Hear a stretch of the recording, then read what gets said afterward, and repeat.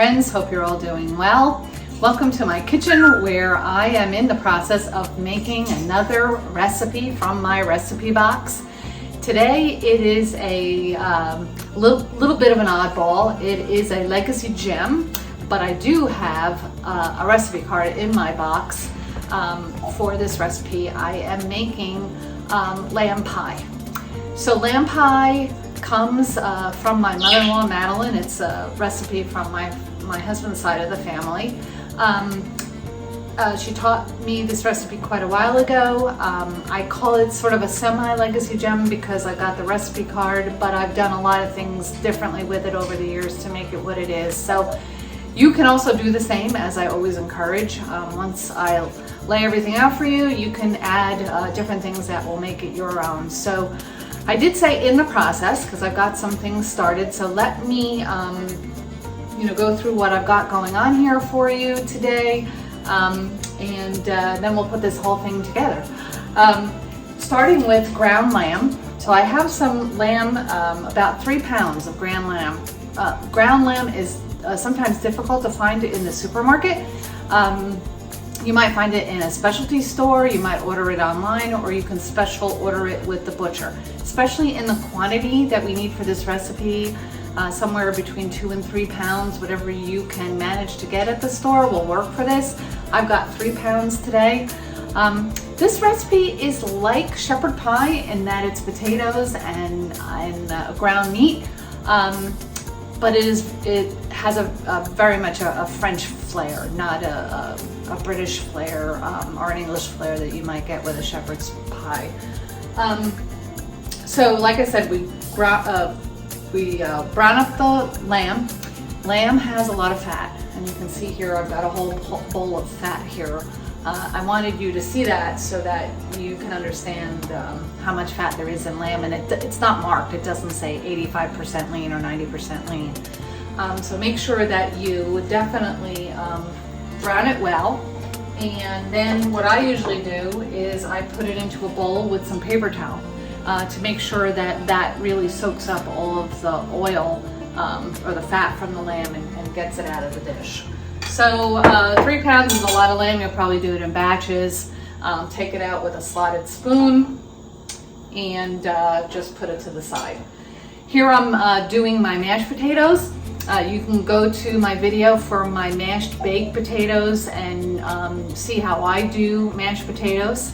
It would be a very similar process, but any way you make mashed potatoes is fine. But what we're going to do is kind of put one layer of the meat and then cover that with mashed potato and then bake it off. So I've got those simmering away here already. Once we're done with that lamb, take everything out of your pan, and then you're just gonna, in the grease that's left in the pan, saute up some onions. I got about a half of an onion here, about a cup, and garlic. So I have 3 cloves of garlic here that is minced, that once the onions are sauteed, I'll then add those and let them saute off a little bit. Figure about a nice size garlic clove for every pound of meat that you have. Of course, if you don't like garlic, leave it out. If you really want a little bit more garlic flavor, you can add as much as you like. Then, once that garlic is in there, I will add mushrooms. Now, these are already chopped. You can use crimini mushrooms, you could use button mushrooms, either one of those would work.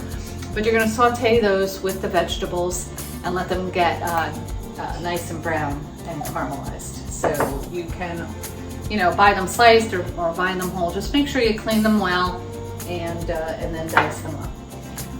I do use a little Pam in there before I start the meat if you need it. If you're using a no-stick pan, you probably won't, but you can if you like. The other thing we're gonna need when we put this together is some tomato sauce. So I have a double can here. I've got the 15 ounces of tomato sauce and some frozen peas. So you do not need to cook the frozen peas, just leave them out, let them get room temp, and we're gonna put those in with the meat and have some veggies in our lamb pie. If you don't like peas, you can certainly leave them out. That option is up to you. So that's it. I'm gonna mash these potatoes. I'm gonna saute off the vegetables and then come back to you and I'll show you how to put the whole dish together. I do use an aluminum pan for this dish, baking pan. You can use any baking pan you have. A 9x13 is probably best. I like to do this, it's just really convenient, and then once you cut the lamb pie out and serve it, you can just throw this in the trash when you're done, so it makes it nice and easy. Or if you want to take this somewhere, to a potluck or to a friend's house, you can certainly, it's a great dish for doing that as well. So see you in a few minutes once I get these potatoes done, and we'll put this lamb pie together.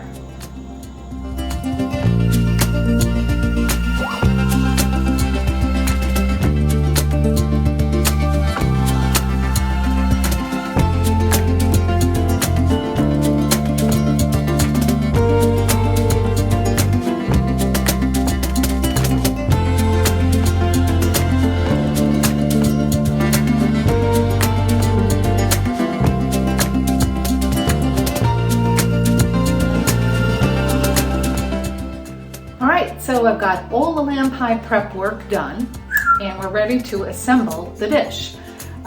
So ground lamb is now in the slightly greased baking pan. The mashed potatoes are made and ready to go. I've got the sauteed vegetables here.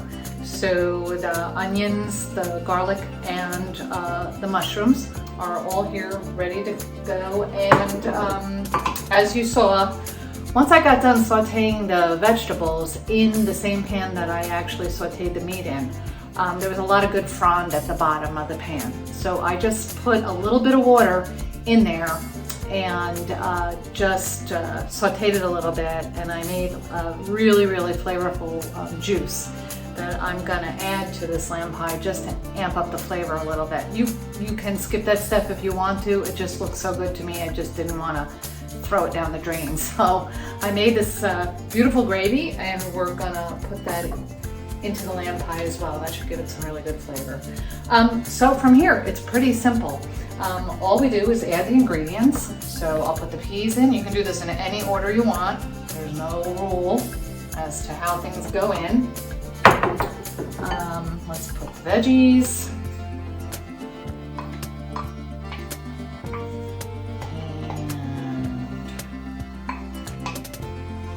And let's give that a mix. So all we're doing is mixing the peas and all of the veggies in with the meat. Really simple. That's kind of too why this aluminum pan is good for this, because it lets you just easily kind of mix things around, although a regular baking dish would be just fine. Just don't know why with this recipe, but I'm a little lazy with that, so I always use the aluminum pan. It's just what I've always done. Okay, so in goes the tomato sauce. So the tomato sauce is not cooked, okay? But we're gonna be baking this off, so it will definitely bake off in the oven. So put all of that in there, and then there's always some goodness left in the can, so I'm gonna actually put some of this juice I made in there and shush it around. So these are good little tips for getting really good extra flavor into your dishes. You don't want to waste, but just good, the tomato sauce that's in the can, but the combo of this gravy and giving this tomato sauce a little bit of liquid so that it mixes well with the meat is really good stuff. So let's mix that together and see how that looks. So 15 ounces of tomato sauce for this 3 pounds of meat is pretty good. It's just enough to coat all of the meat. You don't want the meat swimming in the tomatoes, because then it'll make your whole pie really wet, which you don't want. When you slice it, you want it, after it bakes, you want it to hold together. But you want that good tomato flavor on the meat portion of the pie. So it is just enough. So if you were gonna say do 2 pounds of meat, I would put in a little less tomato sauce. Maybe I'd go with 8 ounces, see how that looks, and if it still needs a little moisture, it also depends on your meat too. You know, like I said earlier, what kind of fat is in your meat, how moist your meat is, plays here too. But you really do want to get all the fat out of your, or else it's not, you know, it's going to have the wrong consistency and it's not going to taste as good. So I really like that. I do have this extra sauce, or this extra gravy here, so I am going to put some more of this in. So again, it's, you know, it's not too wet, but it'll have really good flavor. Okay, so that is the meat portion of this. I have actually not put any salt and pepper in here. I don't really think it needs a lot of salt, but if you like it with a little salt, go ahead. I'm gonna sprinkle a little pepper in here. There is pepper in my mashed potatoes, so I don't wanna over pepper things.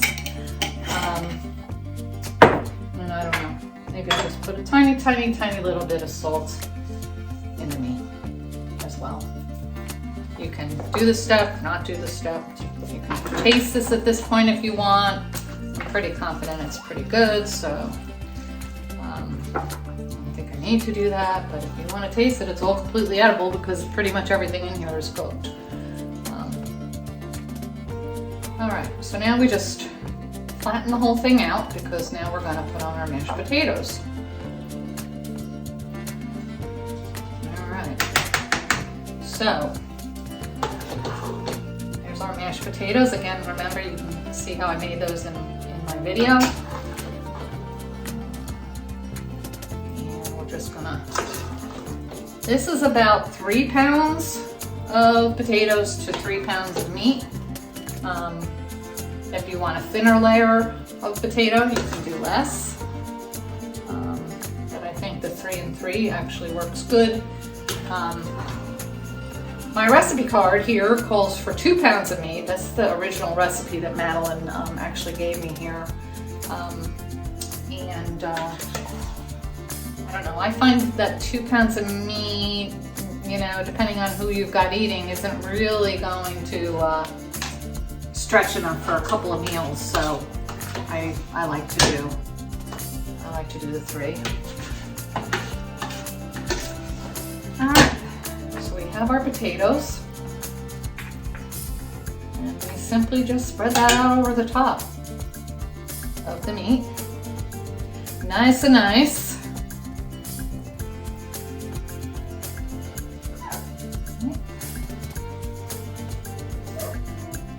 Push it all the way into the corners, making sure that every bit of the area gets covered. Covering the meat with a nice thick layer of potato. You can play with this, get a little fancy if you want. If, say, you're having people over and you want a nice presentation. You know, if you want to, you can get a fork and kind of run the tines across the potato, and that looks kind of nice. And you just do this across the whole thing. Or any other way you want to embellish your potatoes would be fine. That looks kind of nice. So this is it, lamb pies all put together. All we need to do now is put it on a cookie sheet. I've put a little bit of aluminum foil on the cookie sheet and pop this on there and put it in the oven 350 degrees for 1 hour. And this will come out nice, hot, and bubbly all the way through, and the cookie sheet will be there just in case any of this, as it bubbles up, spills over. So if you want to protect your oven, you can do that. So I hope you like this recipe. I hope you make it. From my recipe box to yours, Madeleine's lamb pie. Take care, everybody. See you next time.